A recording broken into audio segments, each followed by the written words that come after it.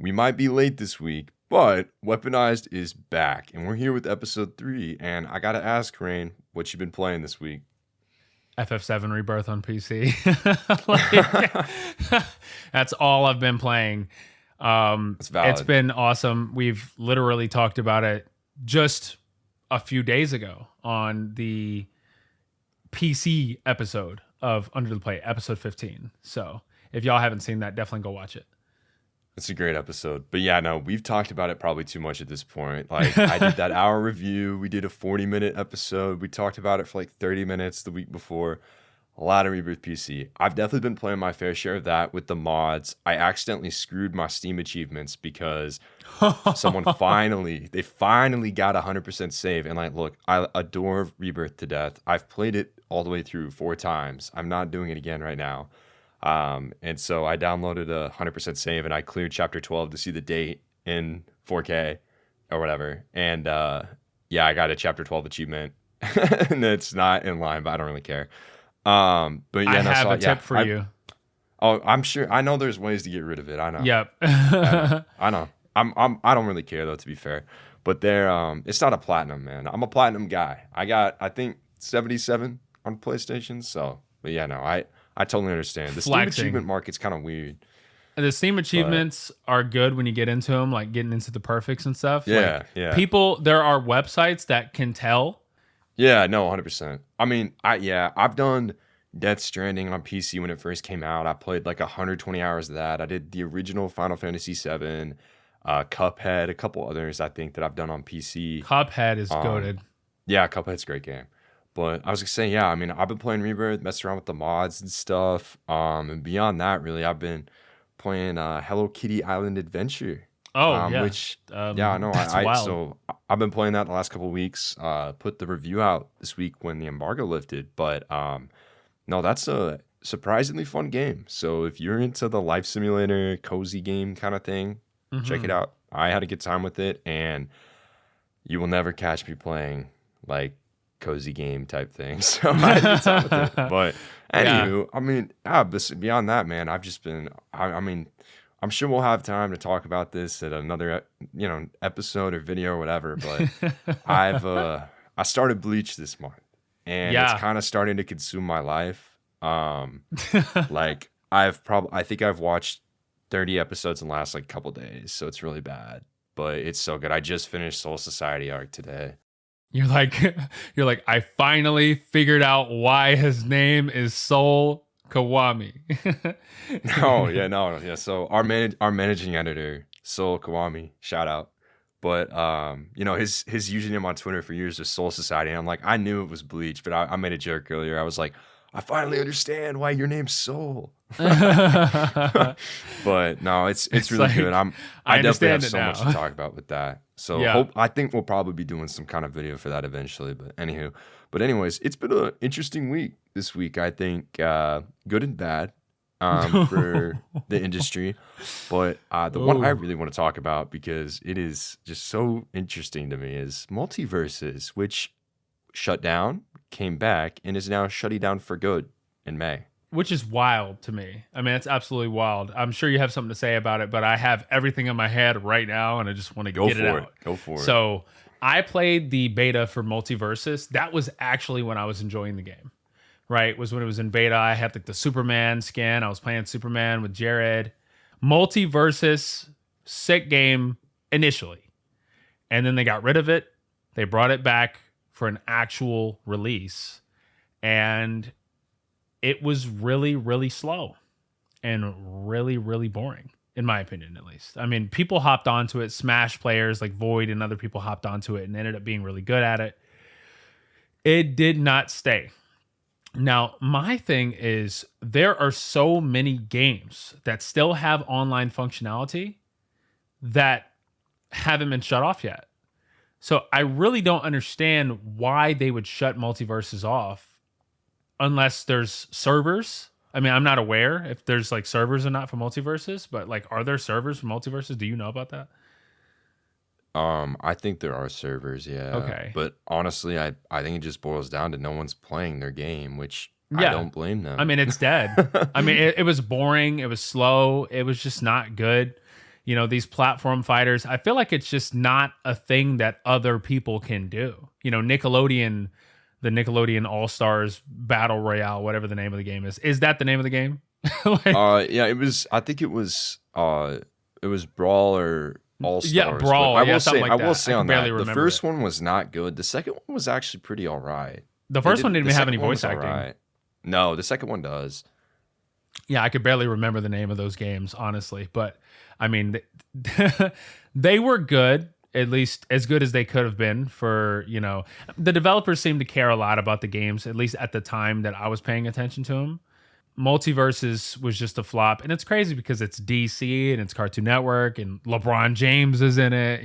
You would think that it would have lasted a little longer than that. But these Smash Brothers clones, I mean, people have attempted to make platform fighters for a long time, and nobody's really competing with Smash Brothers. I think they should just stop wasting their money, honestly. Just let Smash be the platform fighter. It's okay. Smash is just going to have the monopoly. If you don't have it figured out, you just don't have it figured out. I mean, we have Brawlhalla.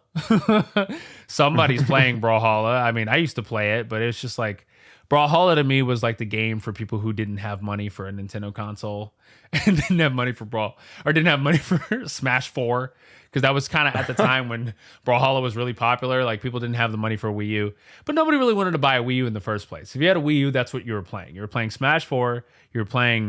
Maybe you were playing 3D World. But you were playing Wind Waker HD and Twilight Princess HD and Xenoblade Chronicles X. So, I mean, if you weren't playing those games, you weren't playing on the Wii U. So, I mean, I guess I get why people play Brawlhalla, but I mean, and Brawl wasn't that great either. By the way, I'm a big fan of Brawl. So, Smash Brothers Brawl, I think it's goated. I think people really hate on it, but I mean, Multiversus couldn't even be as good as the game that people consider to be the worst. So, sad. Here's the thing for me with Multiversus. So, a couple months ago, I remember Warner Bros. Coming out and saying, yeah, the game severely underperformed, which Right. no surprises. Severely. But the thing that's so interesting for me is like, I almost think this was a case of the game was just too big for the development team to handle. Yeah. Because you'll remember they launched it and everyone bought in, they paid money for things. And then they came out on Twitter and they're like, hey, we're closing the game for like a year, which is insane. And actually, I think it was like 2 years. But I might be wrong on this, but I believe 100% that the game was actually shut down in that period between the beta to the re-release longer than it stayed up after the re-release. Yeah, which is true. Insane. That's true. And I think it's a combination of the fact that like the development team, they just didn't communicate. Like I never saw any communication from them. There were so many things, like I don't know how much you played. I played a little bit when it first came out in beta. I never touched it That's again. it, yeah. But I didn't play the final game. Yeah, the problem for me was always like it took so long. You had to grind for hours and hours and hours and hours and hours to get another character. And I think that puts a lot of people off. And I mean, really, it's like, I don't know, man. There's just so much that went with it. But I really think it boils down to the fact that like the development team could not keep new content coming at a, reasonable pace. And that led to player drop off to where there's probably like 0.4% of players that are playing from the peak of the game, right? Exactly, yeah. But yeah, it's crazy. I definitely think platform fighters in general are really interesting because, Smash is king. And I have played a lot of platform fighters over the years. And yeah, I mean, I think that there's a lot of interesting ideas, but I just don't think that developers understand what they're getting into with that genre. Because the expectation is Smash for a lot of people, I think. And I think that perception kind of leads people to expect the same from other games in the genre. And ultimately, that's why you see player drop-off so much. And it's really hard to sustain success on a game like that. And for Multiversus, I mean, let's be real. It was live service. There's your first problem. Yeah. I mean, if the game launched with, all the characters it has, LeBron James space jamming it up, right? Like launch all those characters and have them be in an edition and it's paid only. And I get it, like, games as a service. But as we talked about for like an hour last week, look what Sony's doing right now. Warner Bros. I'm pretty sure the Warner Bros. Games or interactive division president is stepping down or is resigning. I'm pretty Yeah. sure that happened, and clearly games as a service is not working. I mean, shocker, who could have guessed? But yeah, I mean, I don't know, man. I think it's a really interesting thing, and I mean, I do feel for the developers. It's really sad, and gosh, I mean, I can't believe again that the game was down from the beta period, quote unquote, to the full release. Like, I don't know how that happens. Yeah, the model that they were going for with the free stuff and just unlocking characters honestly is terrible. Like, I do not like the Brawlhalla model of just live service games. It's not a good model. No. Also, just live service games in general suck. I mean, we're never going to have another Destiny. We're never going to have another Warframe. Like, if you're not just making a traditional MMO, and those most of the time also suck, right? Like, just make a game where all the characters are there and just sell it. If you lose, you lose. You're already lost. You've already lost money. Just make a good attempt to make a good game. And another point, a lot of these platform fighters, because Smash Brothers is the platform fighter, it's not like Tekken where there's a bunch of other, 3D fighters, 3D, like there's not a lot of platform fighters that are really representing platform fighting like Smash Brothers is. Like with other fighting games, Tekken, Street Fighter, Mortal Kombat, there's a multitude of games that operate completely differently that aren't copying each other.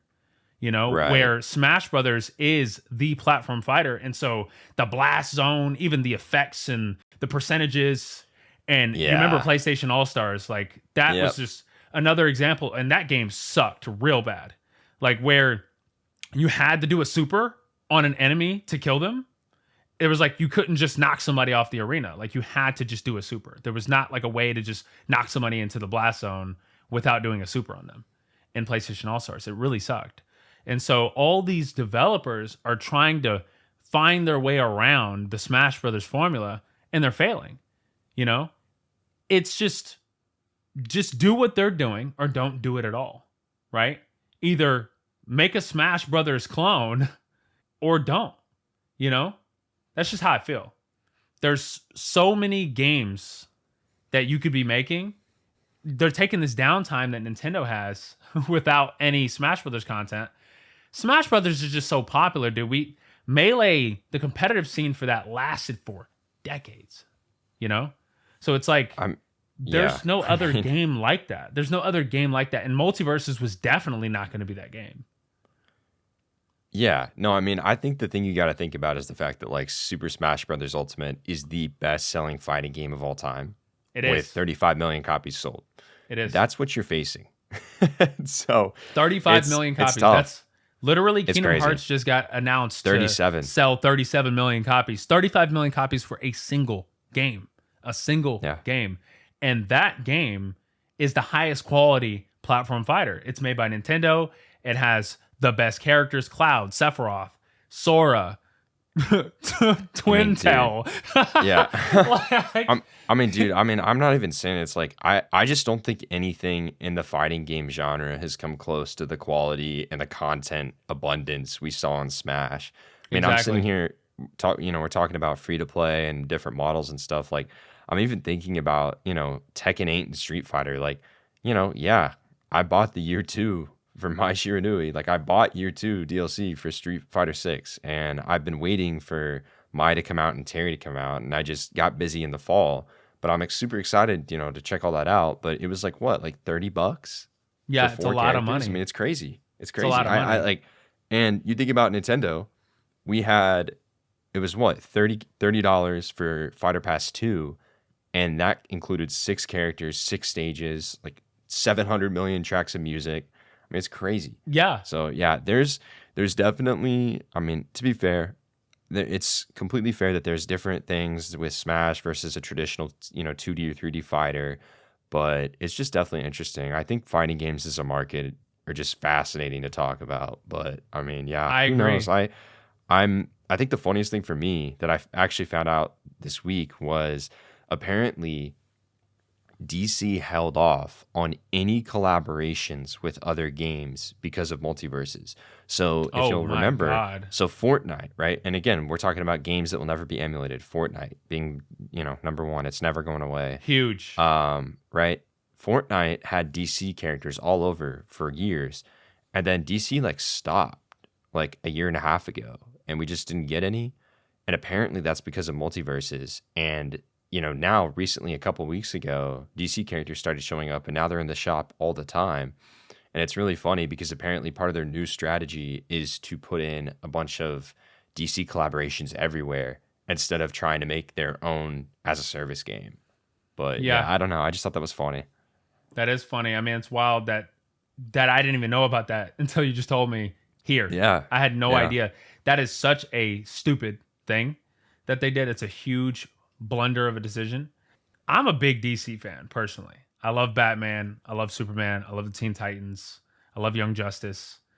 It's crazy to think that all of that was being relegated to that game that was genuinely not a good game. I mean, it's just it's Warner crazy. Bros. Has been, Warner Bros. In general has had, I think, a really tough last couple of years for games. Suicide Squad.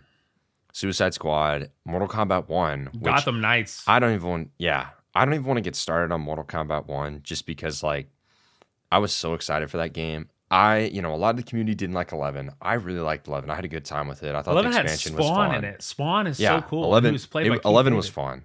Yeah, I had a good time. There was a lot of people that had issues with the mechanics, but I thought it was really good. I had a good time coming for 10 from it.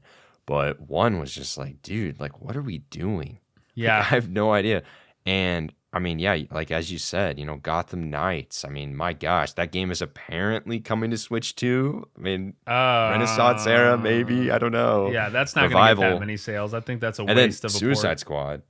I mean, who the heck knows what's going on? They sold that thing for $3, so and then on Epic Games it was free. I mean, it has not been out for that long.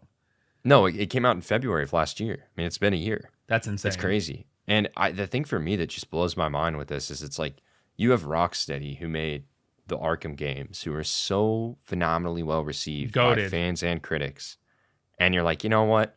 Let's do a gas. I mean, it's just like Sony, dude. It's just like Sony. Yeah, people may not like the Batmobile sections of Arkham Knight, but that game blew my mind. And going back to that game, even in 2025, and just seeing the cutscenes and seeing everything play out, it's crazy to see. Oh, it holds up. It holds up so well. It's Unreal Engine 3 also, which is nuts. They used every single ounce of that engine to make that game. And it was an incredible ending for that universe, right? And so to see them backpedal on Batman is hilarious. We don't care anymore. We've given up on your ideas and your silly canons, your Disney Star Wars version canon, stupid ideas, whatever they're trying to come up with to, get them out of this foobar situation they put themselves in, but they can't. I mean, it's over with. I'm personally done with it. I want to see Superman by James Gunn. That's what I care about. Let's move on to the good content. Let's go back to Injustice. Did you ever play Injustice 2? Because I think that was a great game. That was a phenomenal game. I hate that, NetherRealm should have made Injustice 3 at this point, and I hate that they haven't. But I know Ed Boon's been busy. I honestly, Mortal Kombat, I mean, 1 has just started to kind of become a good game. Yeah, but now true. They're apparently not doing more DLC. That's insane. Which is just so dumb. That's such a stupid decision. They reset the whole freaking timeline. Exactly. Dude. No, exactly. And I love Liu Kang. I think I actually admittedly haven't played the story because I was so mad at everything that I heard around launch. I didn't actually buy the game, and I have it now. But I need to play the story mode at some point. But yeah, no, I mean, they reset the entire story after MK11. And I loved MK11's story. I thought it was great. It was good. But I mean, yeah, now it's you guys built this whole thing up. You did this whole expansion. Conan just came out or whatever. And now, okay, we're going to stop. It's you guys should be adding year 2, year 3. I mean, I guess this was year 2, but we need to go into year 3, year 4, like most of these games do. I mean, Street Fighter 5 had 5 years, right? It lasted a while. Yeah, I think it did. It was a really long running game. It was pretty impressive. I think, and this is not a fighting game, but I think the game that impressed me the most with this longevity was Dragon Ball Xenoverse 2. Like that game No, it's has still still getting updates. getting It's still getting DLCs and updates 10 years, almost 10 years later. Dude, almost 10 years later. It's unbelievable. And that's a way smaller team. You know, that's a way smaller team. They have other games. Sparking Zero, admittedly, I mean, what happened to that game? I mean, that game had 100K concurrent, now has 2. Right? So it's just like, it's really sad because I thought that was going to be their magnum opus, you know, Budokai Tenkaichi 4. And it's just a whole nother conversation for a whole nother day. Yeah. But I just think that Injustice 3 should have came out before Mortal Kombat 1, for sure. Like, there was no reason why Injustice 3 shouldn't have came out. That would have been goated. That probably would have lasted. Because at least the attachment to the DC characters is there, no matter what you do with them, because they're still Superman, Batman, Robin. You know, if you're making a whole new version of every single Mortal Kombat character, I mean, these guys, some of these characters are not even the same people. They have the same names, but they're not even the same characters. Yeah, like Cypher or Sector and all that. Yeah. Yeah, they're not the same I don't dudes. know. My honestly, this might be kind of crazy or not a popular opinion, but my biggest problem with Mortal Kombat 1, I think in my opinion, has to be the fact that there's like no new characters. I don't understand how you have a series like Mortal Kombat and you're like, okay, we're just not going to make any new characters for this game. We're not going to introduce anyone.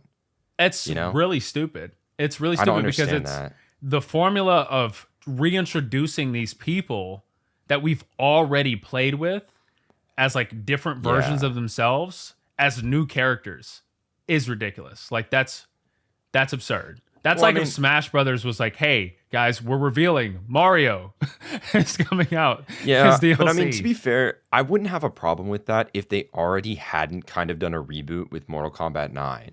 Yeah. And, you know, because then Mortal Kombat 9, okay, then you had 10, then you had 11, and, you know, it's like, okay, we've gotten accustomed to this universe. You know, we had a couple new characters and here and there, but they just included no one.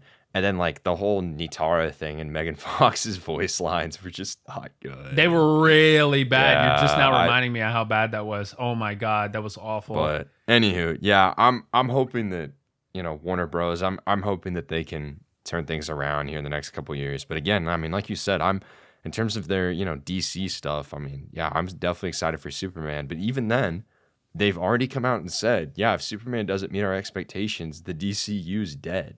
Like, I'm going to let you know right now that movie's going to do very well. It's going to hit $1 billion. I'd be shocked if it didn't. I'd be shocked if it didn't hit like 1.5. Because that I don't know about that. Here's the thing. The trailer, the initial trailer for that movie has more views than the trailer for Batman. And Batman's trailer's been out for years. Yeah, right? no, it's fair. Really impressive. And every single person I've interacted with has seen that trailer. Like, they've seen that trailer. I mean, it's exciting. Man of Steel came out in like, what, 2013? Forever. I am surprisingly not the biggest Zack Snyder fan, but that is a great movie. Outside of the tornado scene where his father just decides to die for no good reason, Man of Steel, I like that movie. Cinematography's great. I think James Gunn is going to actually do a great job. I mean, he's an incredible director. Creature Commandos is great. So, I mean, I think DC, at least the films and the cartoons, which he's going to have another logo for the intros of like the Elseworld stories. But the comic books for DC have been destroying like Marvel's comic books in terms of sales. So, I mean, DC, I think in terms of their comics and their movies, I think they're going to be ahead. But games, they got to get back on.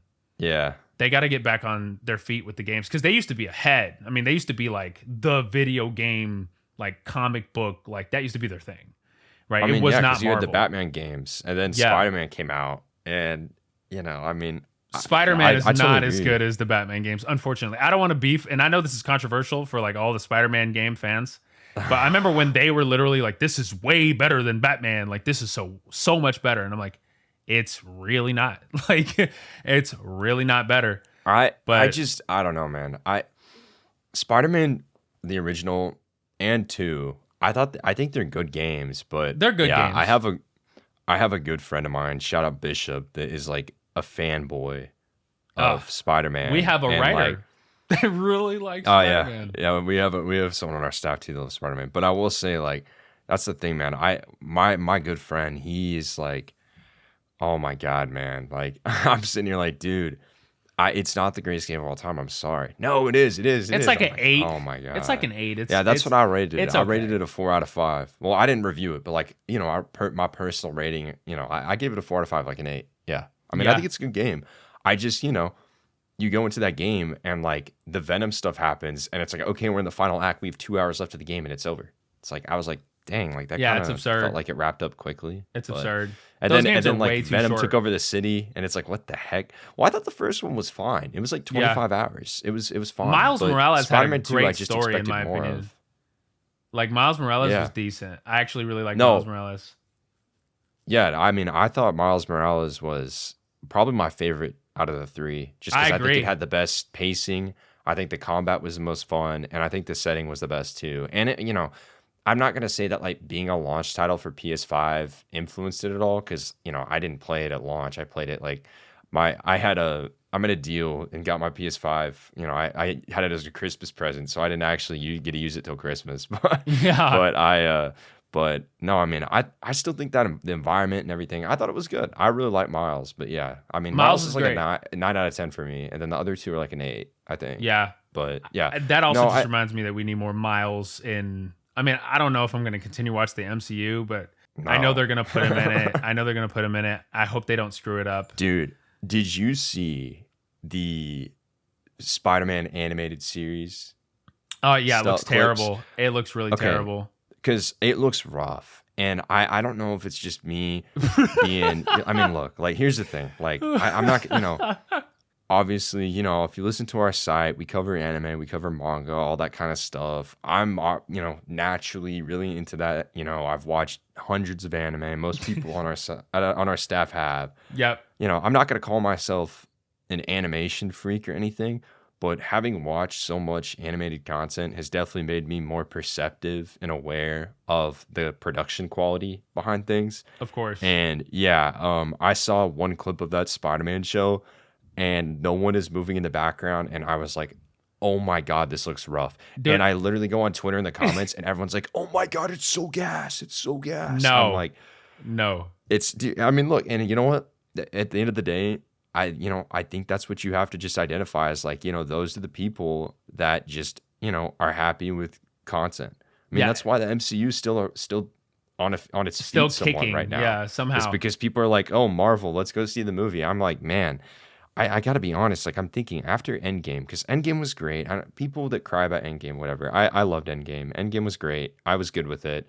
And then I want to say, really, like, there's only been 1 or 2 things that I really enjoyed after Endgame. And the number 1 for me was definitely Guardians of the Galaxy 3. Mm-hmm. And I'm trying to think. It's like Spider-Man No Way Home I enjoyed, but like at the same time, I think it's crazy that people sit here and act like that movie would be anything without the nostalgia. Exactly. No, exactly. That's my problem with it, because it's like, dude, like people are like, oh, this is one of the best films ever. And I'm sitting here like, bro, I thought the film was great, but take away the nostalgia factor, the plot just is not that good. It wasn't. But the plot's not really it for even what there. It was. It's just, everybody forgets everything, No, I mean, Guardians of the Galaxy was really the one thing I really, really enjoyed. And then I did enjoy Deadpool and Wolverine a lot too. But I mean, dude, Doctor Strange, I have a story that I can't really publicly share on here about that movie, but let's just say I watched that, and I literally thought it was the worst movie of my life. I've never seen a worse movie. Wow. The second one. Wow. It's actually my least favorite Thor movie Love ever. and Thunder was bad. Thor Love and Thunder was bad, but I honestly, like, I didn't leave the theater, like, hating myself. Like, I watched Ant-Man was bad. Ant-Man, that was bad, yeah. Well, the one for me definitely was, it just had to be Doctor Strange, man, because I'll just say, like, the colors were looking a little bright on the screen, and I was not liking it. It was not a good movie. You know, Doctor Strange, like Sam Raimi? Boring. Yes, yeah, Multiverse of Madness. I mean, that's insane. Dude, no, bro. It's like really my least favorite movie. It's terrible. A lot of people like that Sam Raimi, style from like the original Spider-Man movies, and he kind of like replicated it a bit in Multiverse of Madness. I'm not a fan of that movie either, and it is kind of for the same reasons. I feel like people let their nostalgia for like that particular, cinematography take over their brains, and they've completely forgot how to be critical and enjoy something, or they haven't forgot how to enjoy something, but I don't know. Did you see Black Panther 2? Yeah, I didn't like it at all. Wow. I didn't see it. I didn't see it in theaters. So yeah. Oh, I did. I seen it in theaters. People were crying their souls off, like for the beginning of the movie. I mean, it was really sad. The opening of the movie is really sad. The only ones that I've seen in theaters. I know I know you're a big The Marvels guy. I know you went to see that. But no, bro. Why would you even put that out here? Like, that's something I would actually do. No, all listeners of this podcast, be very aware. He is gaslighting. Like, I've not even seen a single. I've seen like clips of that movie, and they're all really bad. Like, I think I've seen 5. I think I've seen like 4. I went to see the Spider-Man, Doctor Strange, Thor. Because Spider-Man was immediately after, bro. Like, that was like when we still thought there was gonna be something. Yeah, no. And then I think I saw Ant-Man, which I was really disappointed. That was terrible. Ruined Kang, bro. Like, bro, Jonathan Majors, he was so good as Kang, bro. They ruined all of it. I'm sorry. Point being, with all this MCU talk, I am so burnt out of this crap. Like, I want nothing to do with it. And honestly, it's so crazy to me that people can sit on here. I get like, oh man, Fantastic Four, but like, it's like, guys, at some point, I'm not excited. We got to stop sitting here and being like, oh, Marvel.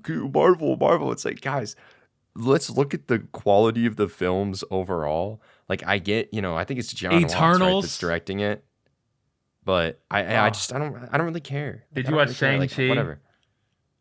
Yeah, I saw that. I think it's crazy. Did you see Eternals? No. I never seen terrible. Eternals, and bro, I've only heard bad things about it, and I seen like the speedster scene, and everybody only posts that scene. I've literally never seen another scene from that film. Like, well, my favorite thing, dude. I mean, and you also have to talk about just like not even the quality of the films, like from like a narrative and a character standpoint, but from like a production standpoint, like. They overwork the crap out of these VFX artists, and then we get terrible CGI as a result. Like, I literally think the funniest thing for me, I literally burst out laughing. I burst out laughing in the theater with a couple of my friends whenever in Thor: Love and Thunder, where the little British kid appears out of literally thin air. He's like, Thor, we have to help. Come help. It's like, what is going on, man? Yo, like, it's like there's nobody in the quality control area whatsoever. Like, nobody's just saying, do not post this, do not publish this, do not finalize this. It's like all the drafts just got like left. Yeah, man. It's like we gotta post this movie. The investors, they need it. They gotta do something. I mean, like, I'll probably end up going and seeing Fantastic Four, but it's like I don't know, man. I might watch Captain America. I'm not gonna lie. I might. I mean, now granted, yeah. Well, never mind. But I definitely. I love Captain America. Winter Soldier is my favorite MCU movie. And I love that Captain America loves America. Yeah. Welcome to Weaponized. Welcome to Weaponized. Well, I say that in reference to a recent interview as a joke more so. But I don't know, man. MCU is an interesting topic, I think, right now. So they're really gonna have to Captain America. I hope it's great. I mean, I love Harrison Ford. Winter Soldier is my favorite MCU movie. I hope it's great. I'll probably go see it. But I mean, yeah, they're gonna have to do some quality control. But I think really on the topic of interesting companies and stuff right now, great transition. I'd like to talk about Xbox. Great transition. Oh yeah, Xbox announced this week that Forza Horizon 5 is coming to PlayStation 5. So PlayStation Nation. It's time. PlayStation Nation is lit right now. They're like, we finally defeated the opponents. There's a couple people on Twitter that crack me up, man. Like they're like, "Oh, Sony gang, we can't resist exclusives. We have to hold down the fort and all this stuff." And I mean, it's so funny. There's a couple people I see on my time on occasion that are like, "PlayStation Nation, rise up. We got that exclusive power." But yeah, so Forza is now going to PlayStation. Forza, by many, myself included, is considered one of Xbox's 3 biggest properties. Yes. So I think that's kind of indicative of where they're going, being As a company, basically a publisher. Yeah. Yeah. And I mean, we've known this. We've talked about this before. The Sega transition. Yeah, this is something that's been in the works for years. I mean, really, you think dates back to a couple years ago. I mean, even with like Cuphead. Right. I mean, like that's the first kind of bits and pieces, even though, you know, that was a second party title for them technically in a way. But I mean, yeah, I think really Xbox is going to be putting every game they put out on, you know, PlayStation and Switch. There was a report this week from a reputable leaker that Fable, Starfield, all these games are coming to Switch 2 and PS5. And I believe it. Fun fact for you, Forza Horizon 5 for PS5 is being developed by Panic Button, who developed the Doom ports for Switch. So I'd be willing to bet money that there's a Switch 2 version of Forza Horizon 5 coming this year too. That would be epic. That would be really It's epic. coming, man. It's coming. I'm super excited. I will say, physical gamers rise up. I really hope there's a physical because I want a physical copy. I don't want to buy a digital. So Xbox, make it happen. Trey was telling me he was waiting going to buy a physical of Forza if it came out. Yeah, for PS5. I'm still waiting on limited run, and I mean, yeah, I know there's stigma around them, but yeah, I'm still waiting on them to announce the Hi-Fi Rush physicals because that was something that they said is in the works, and they're gonna do a collector's edition for it too, and I really want that. But beyond Microsoft got rid of freaking Tango, and then Tango got bought up by Krafton, and I mean, it might be just karma. I don't know. Microsoft, there was an era where all the Xbox fans were so excited when they bought ActiBliz, and you know, people were thinking that Call of Duty was going to be a permanent exclusive eventually, and people were thinking that they were going to have all of these exclusives, and they literally never got that. I mean, it's just like that never happened. And why do you think for that any is? Significant game? Because they didn't sell. Well, it's within 8-letter 2 words. Oh, that didn't make any sense. Two words with 4 letters apiece. Game Pass. Oh, yeah. And I mean, regardless of what Microsoft tells you, this is the reason their games don't sell. You'll notice all of their statements, everything that comes out. And Sony does this too, by the way. So don't be like, oh, it's just them. But Microsoft is the main culprit. They say, you know, Indiana Jones, right? News came out this week. Over 4 million people have played Indiana Jones. Have Not played, copies sold. Have played. That should have sold 4 million. Oh, and that's the thing. I mean, gosh, talking about PC stuff earlier. God, yeah. I this game does not run on my system. It's terribly optimized. It runs horribly. So I haven't been able to play it yet, even though I bought the collector's edition of the game, which makes me really mad. But beyond the point, I've heard from everyone I know that this game is amazing, and as a huge indie fan, I'm going to just adore it. And I've been, you know, I'm super happy. I think it's seriously one of the biggest games that Xbox has released in years. And it's coming to PS5. And it's on Game Pass. And you don't have to pay for it. And I guarantee that it will outsell Xbox copies sold on PS5. I'd be willing to bet. And that's the smart thing that Microsoft is doing. That's their incentive to buy in, right?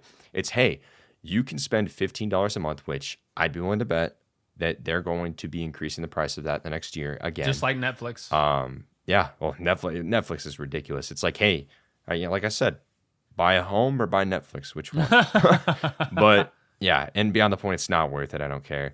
Definitely not. But Xbox Game Pass is basically, here's the offering. You can play on whatever, but you either buy into our system and you can play all these games for $15 a month, or you could just pay $70 to play it on PlayStation. And honestly, for Microsoft, I think that's smart. That's what they're doing. That's what they've been doing. That's what they've been working up to.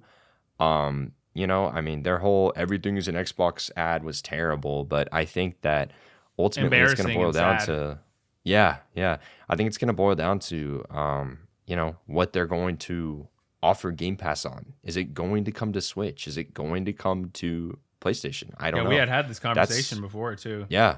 Yeah, I mean, I don't know. That's really what it's going to boil down on. And I saw a report this week or a rumor that, there's apprehension and tension on whether or not there's going to be another physical Xbox coming out in 2026 right now inside Microsoft, which is crazy.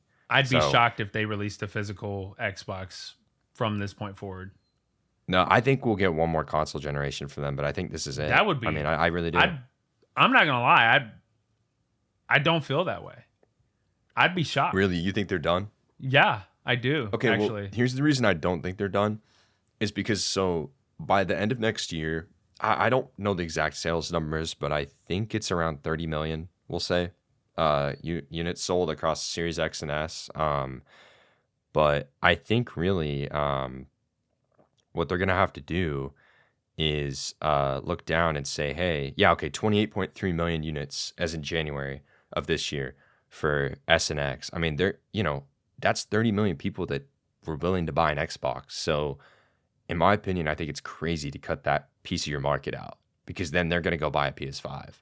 So I think we will have another generation, but I think that they're going to completely do away with physical games. I think it will be fully digital only, and I think there will only be one SKU, because Series S screwed them. Yeah, it did. Like you look at everything. I think this generation could have shaped out differently if Series S wasn't a thing. I really do.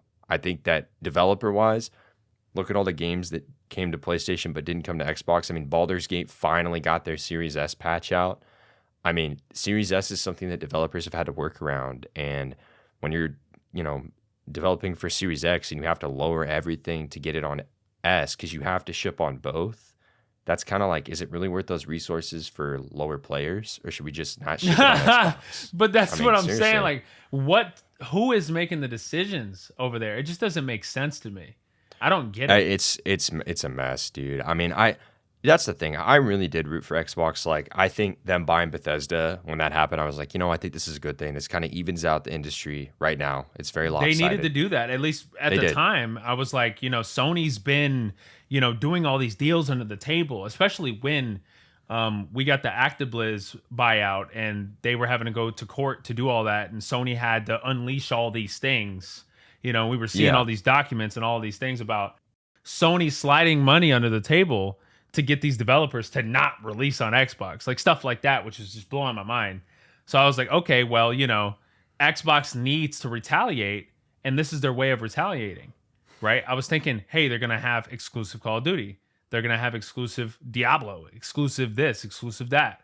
All of these exclusives, Doom, Fallout, Elder Scrolls. Like, can you imagine if it was just the Series X and exclusive Doom, Fallout, COD, Diablo? Yeah. That would have destroyed Sony.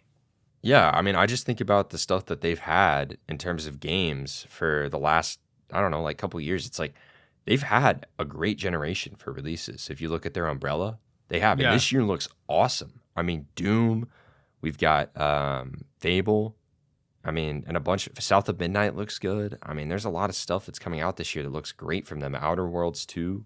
They've basically become one of the best publishers and not one of the best consoles, Like, no, exactly. It's crazy. Like, their studios are great. Yeah, no, I mean, it really is. And I think what it boils down to is just mismanagement from the top. I mean, Bethesda was notoriously mismanaged, and they had to make sacrifices on projects because they didn't have the funds here and there. So that acquisition, I thought was a good thing, because, okay, you're going to get the funding from Microsoft. You can take more time on your products. You're not going to have to rush out games just to get them out so you can have money to, put on your accounts payable, all this stuff.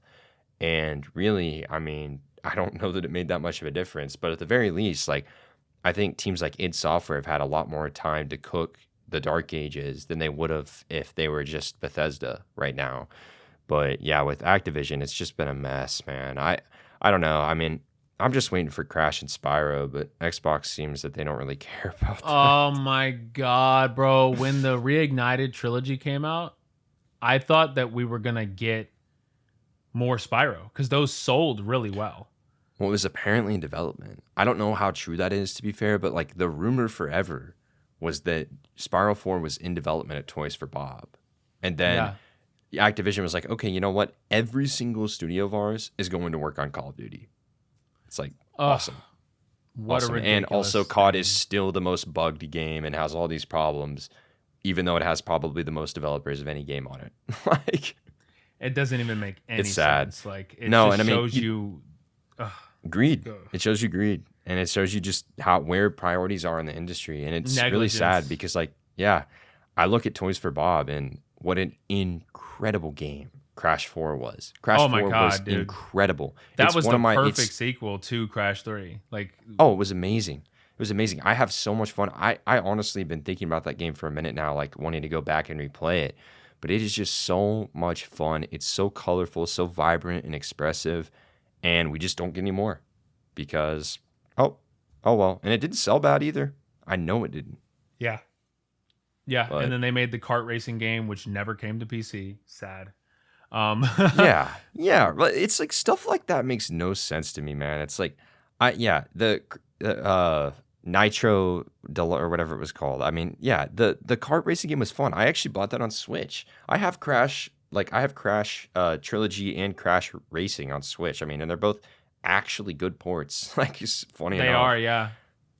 But I mean, yeah, I just like, man, Crash 4 just makes me so sad. And I mean, just in terms of like, sales and the fact that we're probably never going to get, it was confirmed last year that Crash 4 sold over 5 million copies.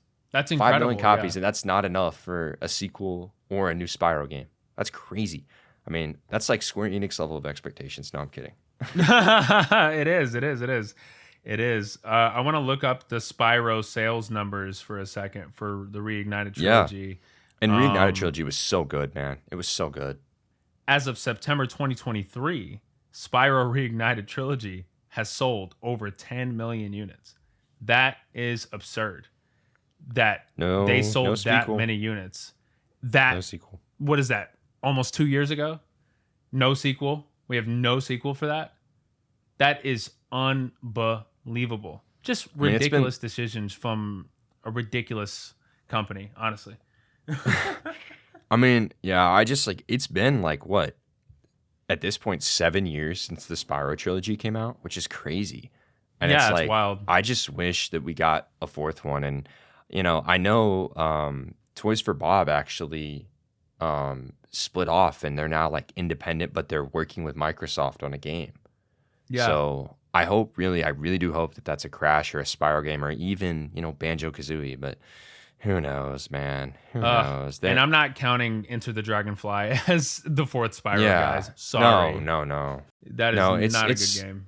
It's really disappointing. I mean, I love 3D platformers and just platformers in general. And like those three that I just listed, Crash, Spyro, Banjo are all awesome. And they're just sitting there dormant. And it's like you have a developer who just made incredible games. And Incredible games with good sales. And apparently they need to make Call of Duty. And Microsoft needs to have a subscription model for their company to continue. For Xbox to continue specifically, because Microsoft, I mean, they have Windows and they're fine, but Xbox exists because of competition, right? It needed to exist for Microsoft to make sure that Sony didn't take over the PC market. At least they were terrified of Sony putting PlayStations in people's homes, but they thought PlayStations were going to be, getting on the internet and writing documents and going into people's businesses. They were terrified of Sony, right? So they made the Xbox, and while the 360 was an incredible console that brought a lot to the table, I mean, it pretty much changed the entire industry with Xbox Live. They made this transition because of Xbox One's horrendous sales to Game Pass, and it's just so many crazy decisions that they've made, and I understand that they're trying to be the next Netflix, but Netflix is in debt. I mean, like, do you want to be in debt? Is that where we're going? Because how are you going to sustain this subscription model at $15 a month when you have these billion-dollar video games that you're making and you're making so many of them? It just doesn't make sense to me financially. I'm not sure what the books look like or how they're making it happen, but I don't know. They're going to have to get a lot more subscribers. Like, things are going to have to start ramping up. And speaking of terrible decisions, Why do we not have themes on modern consoles? The PS3, the themes on that thing, incredible. Like sounds, everything. Obviously, it didn't have background music like the PS4 does, but you could go on a browser and download custom themes on the PS3. It was really sick. Everybody could just have their own unique PS3. And the PS4 had themes. While I don't like the PS4, I don't like the streamlined experience of the PS4. I don't really like the way that they took that cross media bar and they, it wasn't really an evolution to me. It was kind of a downgrade. The PS5 is an even bigger downgrade. Nintendo Switch like doesn't even have themes at all, right? It's like these consoles are going away from themes. Xbox has like wallpapers at the very least, but Sony with the anniversary startup screens, right, and all that stuff, and like the themes and stuff, like they're getting rid of it.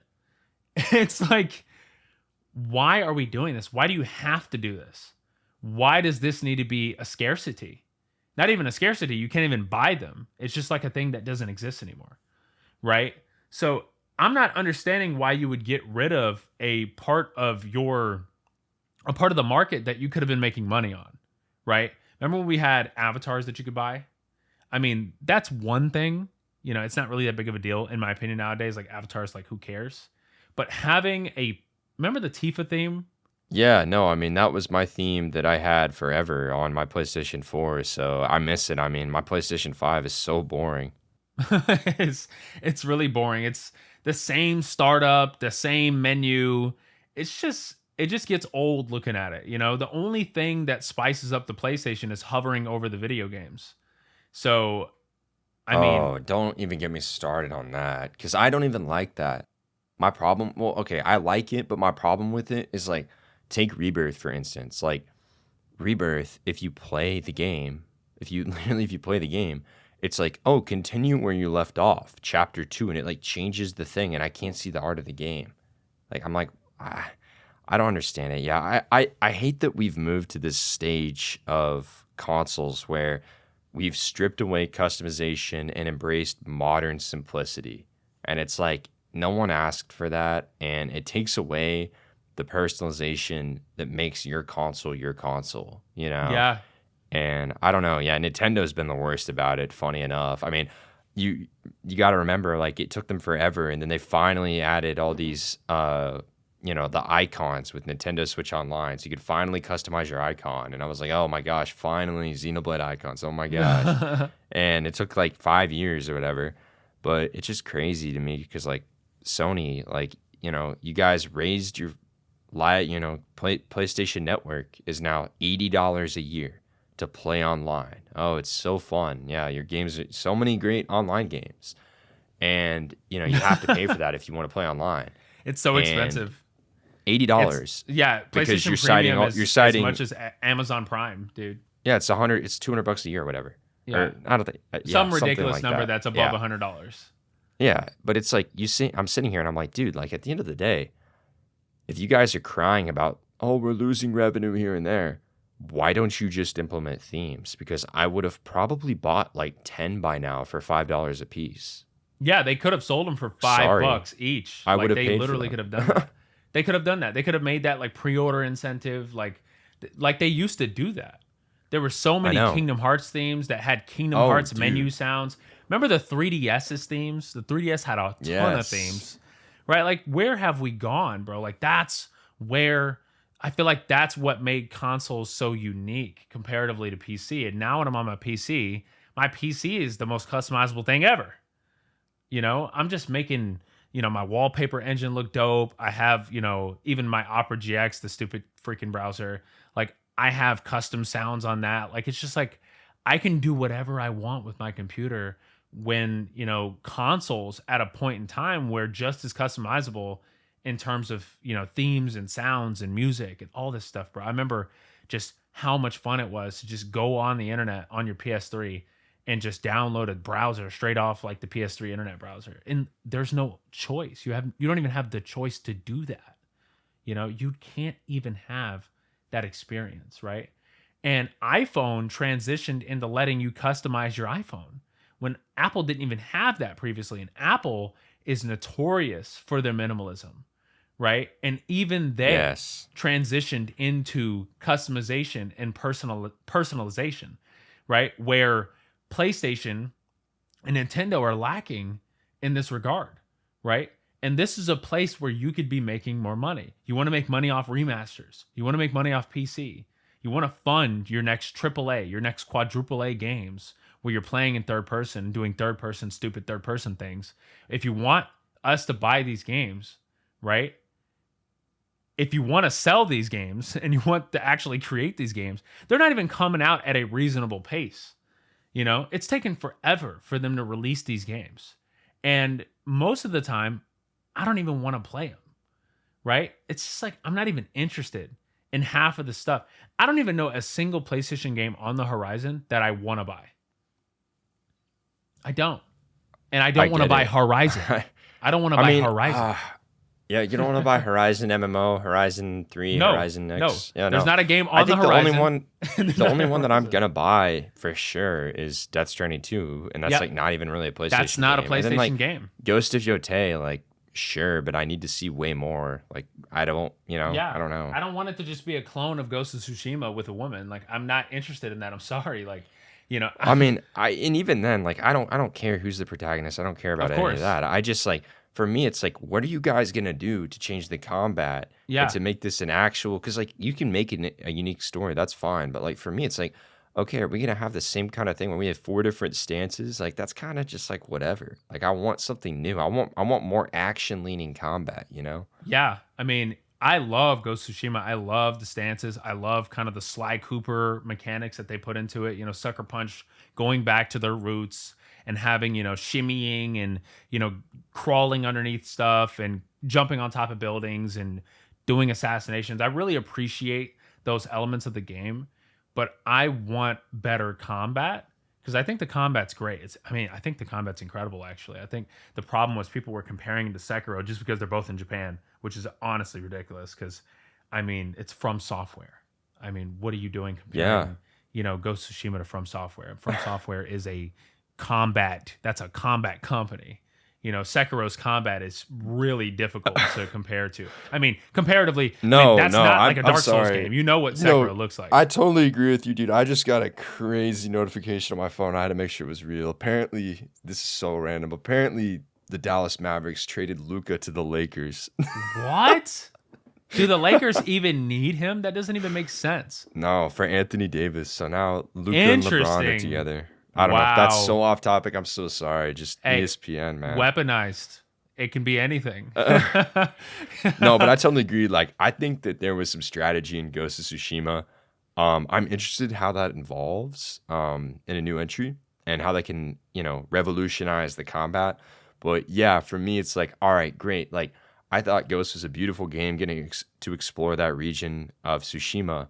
But, we're in Sapporo now. I'm excited to see that. But I haven't, that's not like okay, I'm for sure buying this game for me yet. Like, I need to see more. I need to see gameplay. Right. I need to see more gameplay.